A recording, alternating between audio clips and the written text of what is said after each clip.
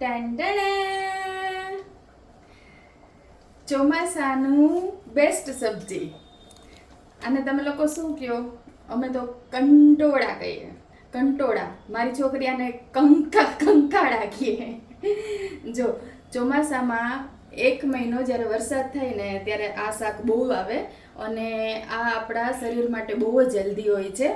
અને આને આપણે છાલ સાથે પણ કરી શકીએ અને આને ભરીને કરી શકીએ. 3-4 અલગ અલગ રેસીપીથી કરી શકીએ. તો મને તો આ બહુ જ ભાવે. ચોમાસાની સિઝનમાં મારી આ ફેવરિટ શાક છે. તો તમને લોકોને જો ભાવતું હોય ને તો કમેન્ટ કરજો અને ન ભાવતું હોય ને તો પણ ખાજો, કારણ કે ચોમાસામાં જ આવે છે. 1 મહિનોથી 1.5 મહિનો આ શાક આવે છે અને આ શાક એટલું હેલ્ધી હોય છે ને કે 1 મહિનો આપણે ખાઈએ ને તો શરીરમાં ઘણા બધા ફાયદા થાય છે.